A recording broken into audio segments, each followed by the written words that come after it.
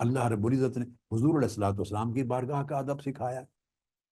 قرآن مجید جا بجا ادب رسالت کے تصور سے معمور ہے، مگر یہ ایک مقام سمجھا دیتا ہوں۔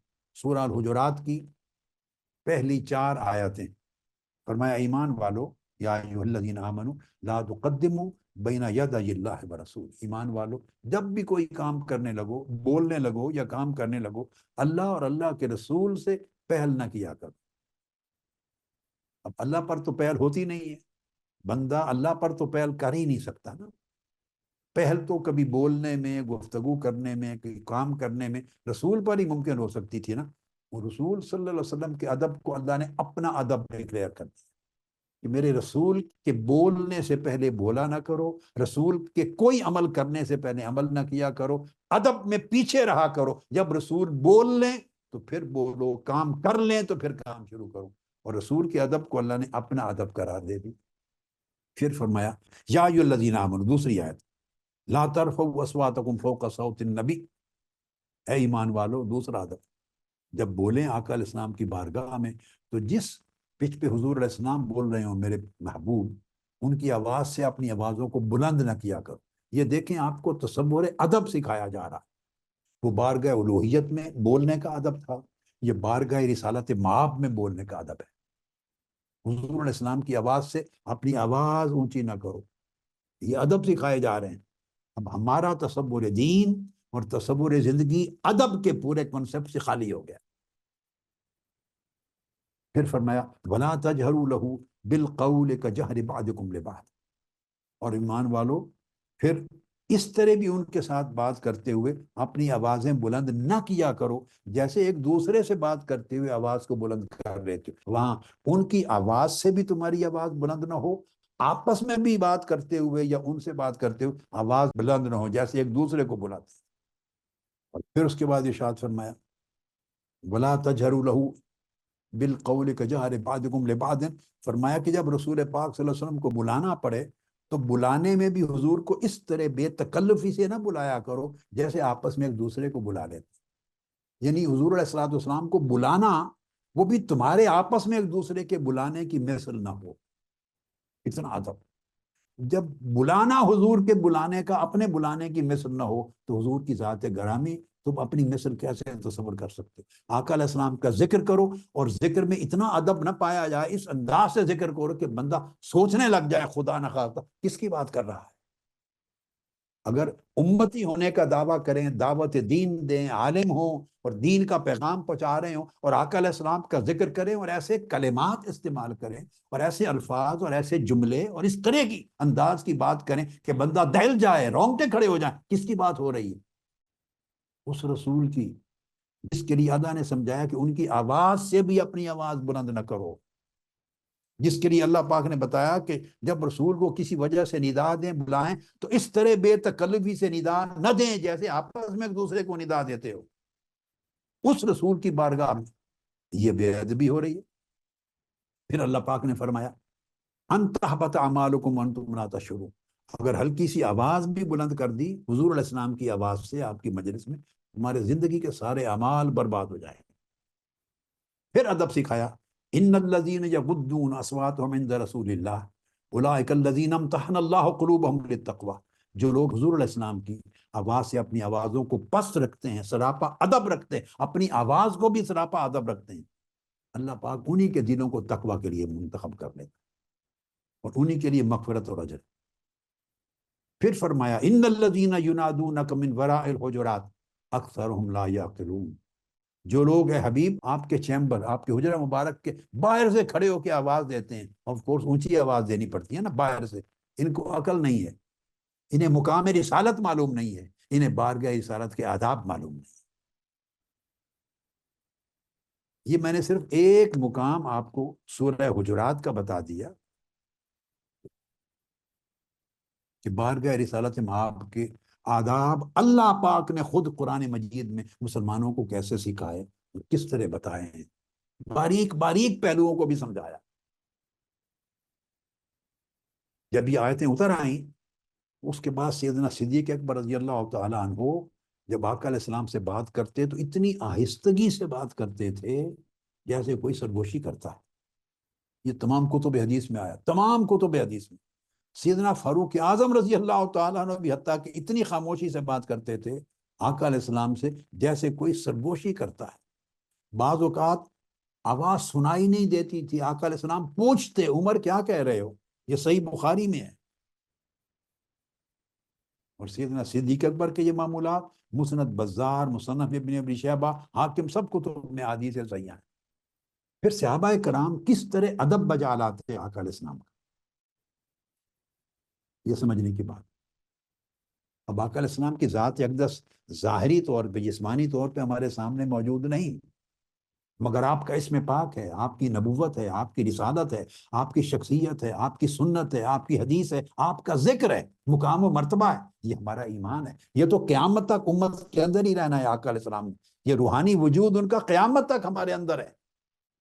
ادب تو نہیں جا سکتے، آواز اونچی نہ کرنے کا ادب صرف آقا علیہ السلام کی ظاہری حیات مبارکہ کے لیے نہیں تھا، آپ مسجد نبوی میں جاری مبارک کے سامنے بھی وہی ادب ہے، کیونکہ آپ حیات ہیں، وہی ادب ہے آقا علیہ السلام، کیونکہ آقا علیہ السلام کی بارگاہ میں ہمارے درود پیش ہوتے ہیں، ہمارے اعمال ہر ہفتے پیش ہوتے ہیں آقا علیہ السلام کی بارگاہ میں، آقا علیہ السلام خوش ہوتے ہیں، ہمارے لیے شفاعت کرتے ہیں۔ آقا علیہ السلام نے فرمایا کہ ان اللہ حرم علی الارض ان تاکل اجساد الانبیاء، اللہ نے زمین پر حرام کر دیا ہے کہ نبیوں کے جسموں کو کھائے۔ اور ایک حدیث میں ابن ماجہ میں نبی زندہ ہوتا ہے، ان کو رزق دیا جاتا ہے، اطاعت کا ذکر، عبادات کا ذکر، حدیث جو قریب آ کے سلام کرتا ہے آقا علیہ السلام خود سنتے ہیں، جو دور سے کرتا ہے ملائکہ پہنچاتے ہیں، تو پہنچاتے تو تبھی ہے نا کہ آقا علیہ السلام حیات ہیں۔ حدیث صحیح آقا علیہ السلام نے فرمایا جو شخص میری امت میں جہاں سے مجھ پر درود اور سلام بھیجتا ہے، اللہ پاک نے میری روح مجھ میں واپس لوٹا دی ہوئی ہے، میں ہر ایک کے سلام کو سنتا ہوں اور اس کو جواب دیتا ہوں۔ حدیث صحیح ہے، آپ مسلم شریف، ابو داؤد، نسائی، ابن ماجہ، سنن ترمذی، ساری کتب حدیث صحیح اٹھا کے دیکھیں، آپ کو متفرق تمام حدیث ملیں گی۔ علامہ ابن القیم نے تمام حدیث اپنی کتابوں میں جمع کر دی، جلاء الافہام میں۔ آقا علیہ السلام کا ادب آج بھی اسی طرح ہے جیسے آپ کی حیات ظاہری میں صحابہ کرام کیا کرتے تھے، آپ کی نسبتوں کا ادب اسی طرح ہے، آپ کے گلی کوچا کا ادب اسی طرح ہے، آپ کی حدیث و سنت کا ادب، آپ کے اسم پاک کا ادب، آپ کے ذکر کا ادب، آپ کی مجلس کا ادب، مجلس ذکر حدیث کا ادب، ہر وہ چیز جس کی نسبت آقا علیہ السلام سے، اس کا ادب وہی، یہ ایمان ہے۔ اگر ہماری گفتگو سے اور ذکر رسول سے اور خطاب سے آقا علیہ السلام کا ادب نکل جائے، گفتگو میں ایسے لفظ منتخب کریں، ایسے طرز کے الفاظ منتخب کریں، اس انداز سے بیان کریں آقا علیہ السلام کا ذکر پاک، معاذ اللہ، جس سے ادب نکل جائے، سمجھے ایمان نکل گیا، دین نکل گیا۔ اب دیکھیے صحیح بخاری، عروہ بن مسعود وہ کہتے ہیں حدیبیہ کے میدان میں نے اپنی آنکھوں سے دیکھا، صحیح بخاری، مسند احمد بن حنبل، صحیح ابن حبان کی حدیث ہے، صحیح معروف ہے، ہر کوئی جانتا۔ انہوں نے واپس آ کے مشرکین مکہ کو بتایا ان سے جنگ نہ کرنا، میں اپنی آنکھوں سے دیکھ کے آیا ہوں کہ ان کے صحابہ غلامان مصطفیٰ کس طرح کا ادب کرتے ہیں، وہ اتنا ادب کرنے والے لوگ تمہیں کیسے ان کی جان تک، ذات تک پہنچنے دیں گے؟ انہوں نے کہا میں نے دیکھا ہے خود اپنی آنکھوں سے کہ حضور نبی اکرم صلی اللہ تعالیٰ علیہ وآلہ وسلم جب اپنا لعاب دہن پھینکتے ہیں تو سارے صحابی آپ کا لعاب دہن اپنے ہاتھوں پہ لینے کے لیے دوڑتے ہیں، جس کو جتنا ملتا ہے لعاب دہن مبارک وہ اپنے چہرے پر مل لیتا ہے۔ یہ میں صحیح بخاری کی حدیث سنا رہا ہوں آپ کو، لوگوں کو معلوم ہو کہ ایسے فضائل اور سیر کی کتابوں کی باتیں نہیں ہیں، 1500 صحابہ کا عمل ہے، پوری جماعت صحابہ کا، گویا یہ ادب معمول تھا صحابہ کرام کا، یہ ان کا ایمان تھا، اپنے چہرے اور بدن پہ لعاب دہن کو مل لیتے ہیں۔ وضو فرماتے ہیں جب حضور علیہ السلام تو استعمال شدہ پانی کا ایک ایک قطرہ لینے کے لیے ٹوٹ پڑتے ہیں، اپنے اوپر مل لیتے ہیں۔ گفتگو فرماتے ہیں تو آوازیں پست کر لیتے ہیں، ادب میں نگاہیں جھکا لیتے ہیں، کوئی اپنی نگاہ جما کر چہرہ مصطفیٰ کی طرف نہیں دیکھتا۔ اور یہ ادب بیان کرتے کرتے کرتے احوال ادب صحابہ کرام کے، پھر عروہ بن مسعود نے کہا کہ خدا کی قسم اے میرے لوگوں، میں بڑے بڑے بادشاہوں کے دربار میں گیا ہوں، میں کیسر و کسریٰ کے دربار بھی دیکھے ہیں، میں نجاشی کے دربار بھی حبشہ میں جا کے دیکھا ہے، میں نے دنیا میں کسی بڑے سے بڑے ایمپرر اور بادشاہ کے دربار میں اس کے درباریوں کو، وزیروں کو، لوگوں کو اتنا ادب اور تعظیم اس بادشاہ کی کرتے نہیں دیکھا جتنا ادب اور تعظیم صحابہ کرام حضور کے غلام مصطفیٰ کا کرتے. یہ گواہی دے رہا ہے. اب کلچر اتنا بے ادب ہو گیا ہے، تصور دین ادب سے اتنا خالی ہو گیا ہے کہ اگر اس طرح کے ادب کی بات کر دیں تو ہم نے نہ بخاری پڑھی، نہ مسلم، نہ ابو داؤد، اور پڑھتے بھی ہیں تو ایسی چیزیں ہماری آنکھوں سے اوجھل ہو جاتی ہیں. ہم فوکس نہیں کرنا چاہتے کیونکہ دین ہم نے جو اپنے دل و دماغ میں گھڑ لیا ہے ہم چاہتے ہیں وہی بیچیں، وہی سودا بیچیں. جو چیز ہمیں موافق نہیں اس کو چھپاتے ہیں. ہم اس طرح کے ادب کو آج شخصیت پرستی کا نام دے دیں گے. کتنی جگہوں پر ہیں. آپ خطابات سنیں، یوٹیوبز کو سنیں، سوشل میڈیا سنیں، کئی مساجد میں جائیں، کئی مجالس میں جائیں، کون ہے جو آقا علیہ السلام کے ادب پر مبنی صحابہ کرام کے یہ معمولات بتا رہا ہے؟ نہیں بتاتے. پھر حضرت ابو جحیفہ روایت کرتے ہیں، یہ بھی متفق علیہ حدیث ہے بخاری اور مسلم کی، ادب بتا رہا ہوں.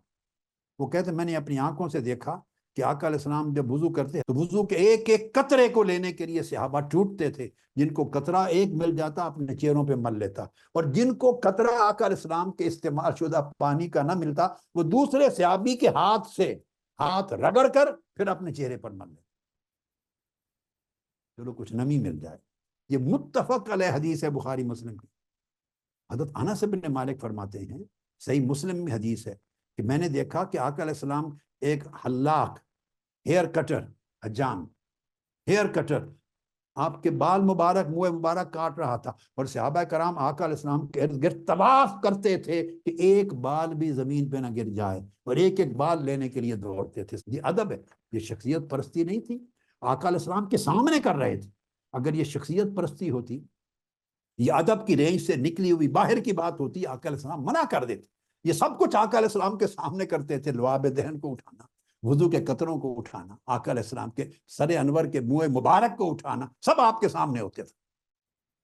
اس کا مطلب ہے آقا علیہ السلام کی یہ تعلیم اور سنت کا حصہ تھا.